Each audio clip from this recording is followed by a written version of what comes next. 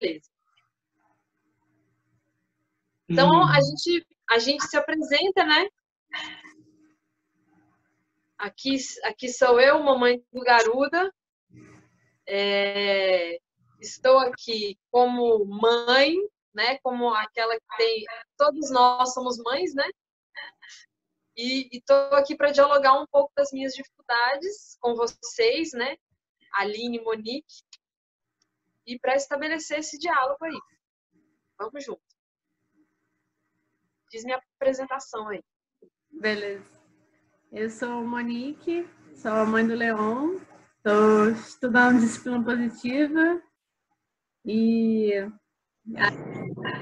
é um estudo contínuo, né? Me chamo, acho que sou estudante, pretendo continuar estudando sempre, porque sempre dá para aprender um bocadinho mais. É isso. Bom, meu nome é Aline, eu também sou uma interessada na disciplina positiva, atuo como terapeuta psicomotricista, estou utilizando a disciplina positiva também, e estou aí para fazer meu melhor em contribuições. É isso. Legal. Então tá, então hoje a gente vai trazer, né? Eu estou trazendo hoje o assunto do não enfático, né? Quando essa relação com o não, quando o adulto traz o não para a criança com uma ênfase emocional. Por que eu estou falando disso? O meu filho, né, o Garuda, ele está com uma fixação por instrumentos pérfuro-cortantes. E ele busca isso o tempo todo. Assim, quando encontra um instrumento pérfuro-cortante, ele fica esperando o momento que a gente vai distrair para pegar isso de novo, pegar a faca, pegar a tesoura. E o questionamento que está envolto é se eu não sei dar limite ou algumas pessoas dialogam dizendo que eu não sei dar limite, que eu não sei mostrar que tem coisas que definitivamente não podem. E a minha intuição diz que tem um diálogo com uma ênfase emocional que tem dado muita importância para aqueles instrumentos e o Garuda tem se interessado por essa super atenção. Então, isso é uma dúvida para mim, né? Tem sido uma dúvida e um desconforto grande, e eu queria dialogar, dialogar essa questão com vocês. Tem uma coisa que me chamou a atenção quando você falou que eu não sei dar limite. E aí, acho que um ponto importante assim, para começo de conversa é o lance da expectativa e da etapa do desenvolvimento. Garuda tem 1 ano e meio. 2 anos. Ontem. 2 anos. Ah, parabéns! Fez 2 anos. E aí, ele está numa fase do desenvolvimento dele que esse limite, assim, ele entende alguma coisa, mas o custo de fazer, ele ainda não controla. Então, assim, esse limite de que essa criança não vai fazer o que eu estou dizendo para ele não fazer, é uma expectativa que não é real. Então, assim, você falar para ele, não atravessa a rua porque é perigoso e você está correndo risco de vida. A gente não confia de deixar sozinho, porque sabe que ele não entende, não tem esse controle de... Né? Ele não consegue controlar esse impulso. Ele está em interesse, ele viu um negócio, ele não anda sozinho na rua. A gente sabe que para essa coisa, para esse limite maior, assim, que a gente vê o risco, a gente não vai deixar ele fazer sozinho. Com a faca e com outras coisas é a mesma coisa. Ele entende algo, mas ele não controla o impulso de pegar e fazer. E ainda mais nesse caso que você diz que não é muito enfático, acho que acaba despertando ainda mais o interesse dele pelo que ele não pode. Essa é a impressão que eu fiquei um pouco. Bom, eu parto do princípio que não é nenhuma questão de não pode ou pode, né? O que você estava falando aí, Monique, eu traduzo da forma de que a criança, na verdade, ela ainda não tem maturidade, tanto emocional como cognitiva, como perceptiva, né? De saber o real perigo das Uhum. coisas, né? O que ele está ganhando nesse momento que ele pega a faca, que ele pega esses objetos cortantes, que ele já percebeu que é algo que chama a atenção, né? Algo que ele recebe de alguma forma a atenção das pessoas que ali estão, né? E quando ele demonstra interesse até por estar também copiando atos, ou seja, coisas que as pessoas adultas fazem o tempo todo em volta dele, né? Sabendo um pouco assim do convívio, da história do Garuda e até mesmo das convívios de casa, né? O vô é super cozinheiro, adora a cozinha, ele adora olhar a cozinha, o que está acontecendo, as coisas ali se transformando.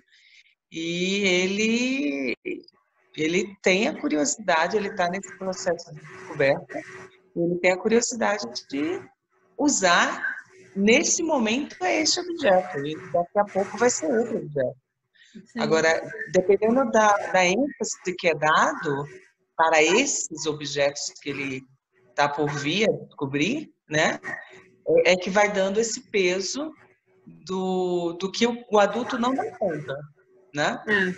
A maioria das vezes é isso, é o que o adulto dá conta ou não, né?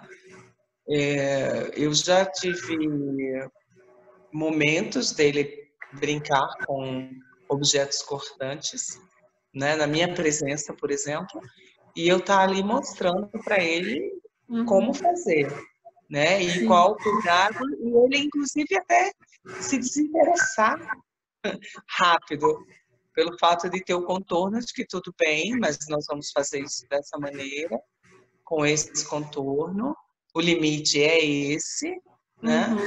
Mas compreendo que você deseja e quer e precisa manusear, descobrir e matar a curiosidade com isso. Então, até dando para ele coisas que ele pode cortar fácil, que não sejam coisas duras, difíceis, e sim coisas bem macias, bem, né? Para que ele descubra e não precise usar força para não se cortar, que não precise manusear de uma forma que ele ainda não está apto, não tem habilidade para, né? Então, assim, mas tem tudo a ver com que o adulto está lidando com a situação, consegue e pode. Não tem nada a ver com o limite ou não da Tabata, para mim, né? Eu concordo, para mim é exatamente isso. É um trabalho muito mais com o adulto que lida com a criança do que a criança. Está no processo de descoberta, de interesse, de entender. É muito mais o adulto que lida com ele. E a gente, enquanto adulto, quando a gente não sabe lidar com certas situações, a gente limita a ação. Limite não é a mesma coisa que limitação, né? Ou seja, você não permitir a criança fazer algo, você está limitando a ação dela. Ou seja, em qualquer momento ela pode voltar a fazer aquilo, como a Tabata falou, né? Ele espera a gente se distrair para fazer, né? Então, assim, você acaba não criando, não ajudando ele a desenvolver essa habilidade, e sim a habilidade de tipo, opa, vou encontrar um caminho aqui por baixo dos panos, vou fazer como um fazer isso sem ser pego, né? Exato, exato. E você, dessa forma, você não tá, na verdade, constituindo uma criança com habilidades de lidar com, inclusive, frustrações, né, do não, O não é possível vir naquele momento do não, o não pode, mas o não pode neste momento, o não pode desta maneira, o não pode com esta faca, mas com esta pode. Ou seja, são as alternativas, as possibilidades de escolha que ele pode fazendo para ele ir aprendendo a lidar com isso. Porque o simples não pode, que é a limitação e não limite, né?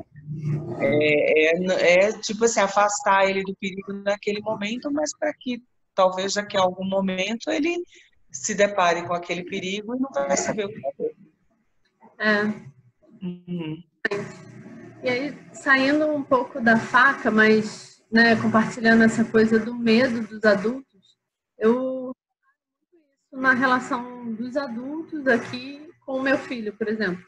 Aqui no meu quintal tem algumas plantas, uns cactos, né? Tem alguns espinhos, assim.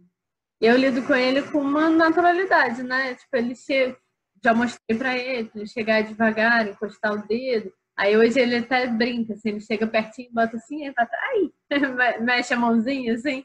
Mas ele nunca se machucou ali, né? Ele vai olhando, testando e tal. E aí quando tem alguém de fora, ele começa a se aproximar da planta, as pessoas já ficam eufóricas. Assim, ai, meu Deus, espinho, ai, socorro, não sei. Os adultos têm uns medos que às vezes complicam muito mais a situação do que ela é, né? Assim, tipo, é um espinho, tudo bem, mas não é um perigo de vida, né? Ele pode se arranhar, se machucar, eu deixo ele experimentar com supervisão. E as pessoas em volta têm muitos medos, né? Muitos medos sobre as crianças pequenas. É o garfo que está segurando, que é perigoso, é o espinho da planta, é o forno que está quente. Tudo desperta um medo e uma necessidade de controle dos adultos em volta que é... Não sei, tem me chamado a atenção essa questão. Uhum. O medo, ele é super necessário, né, como mecanismo de defesa. Sim. Mas vamos dizer assim, um medinho, né, não um medão. Né? Porque você ter medo, né, você sentir o medo, a emoção medo, ela te protege, ela cuida de você, né? Mas quando você começa a criar situações onde você vai dando um sinal de alerta para o cérebro da criança que ainda não está amadurecido no processo de percepção ou de modelação, você vai, na verdade, dando esses sinais e esse medo ele vai ficando gigante, muito maior do que a criança consegue lidar com ele, ou seja, então isso aí vai se transformando em outras coisas depois, como angústias e, enfim, pânico e por aí vai, né? Então, assim, é a possibilidade, assim, de onde a gente pode começar. Para mim, sem dúvida, é no adulto que lida com essas crianças. Concordo. Né? Porque, assim, é no adulto, não é na criança. A criança é um sintoma. Está demonstrando ali um sinal. É um espelho, né? É um sinal, né? Precisa resolver alguma coisa ali. Exato. E aí o adulto, ele vai ter que ser trabalhado, porque assim, muitas das vezes a curiosidade da criança por tal objeto, por tal situação, ela se passa a ser também maior pelo fato da atenção que ela está ganhando daquele adulto. Então, assim, é a gracinha, é o sorriso, é o comentário, né? É a própria atenção, né? Aquela frase de que ganha atenção, ganha força, né? Quanto mais fala da faca, que a faca não pode, a faca chama atenção, mais interesse desperta nele. Sim. E é tão claro isso no exemplo que você deu, né? Quando você mostrou e deixou ele mexer, perdeu interesse. Uhum. Ele mata, na verdade, a curiosidade dele. Já resolvi. Precisa passar por aquilo também. Oi? Na cabeça dele, né? Já resolvi, já entendi, já mexi, ok, tô bem com isso, vamos pra próxima. Exato. Tantas coisas para descobrir, né? Não vai ficar enganchado numa faca. A não ser que isso gere um prazer enorme para ele em relação à atenção, em relação a estar ali estimulando, né? Inclusive esse lugar do... Enfim, do que pode, do que não pode, da negação, desse lugar do medo, desse lugar do alerta, né? Então, sim, são vários mecanismos, na verdade, que a gente precisa cuidar, né? Precisa olhar. Sim. Oi. Então, eu queria reforçar o que você já disse, porque, para mim, eu não tinha visto por esse lado e me chamou muita atenção nesse diálogo uma resolução, uma possível consequência desse lugar do limite. Como se esse hábito que o garoto está criando de fazer as coisas escondido, porque ele tem feito muito isso, ele se esconde embaixo da almofada, todos os não podes, ele arruma um lugar onde ele está escondido, né, é óbvio, e aí, pelo que eu estou percebendo, isso se torna é como se a gente ensinasse a criança a como lidar com as situações. E como o Garuda tem a necessidade de suprir, por exemplo, uma curiosidade a respeito da faca. E é uma coisa que, aparentemente, é como se ele não tivesse controle. Não é assim, olha, você não pode pegar na faca.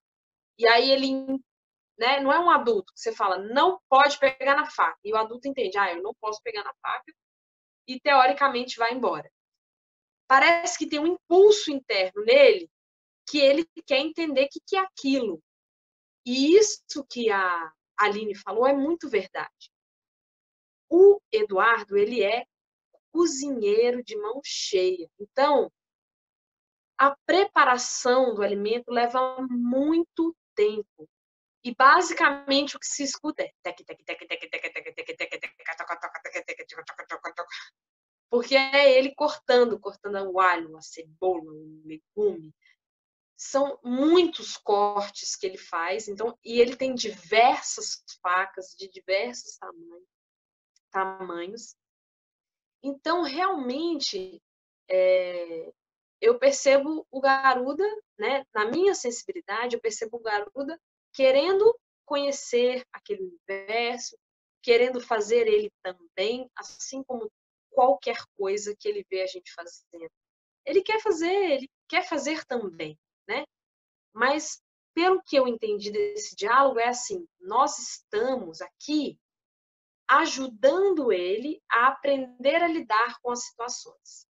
E se a gente dá essa permissão para ele suprir a necessidade de vivenciar aquela situação, ele consegue passar por aquilo sem que aquilo seja uma questão.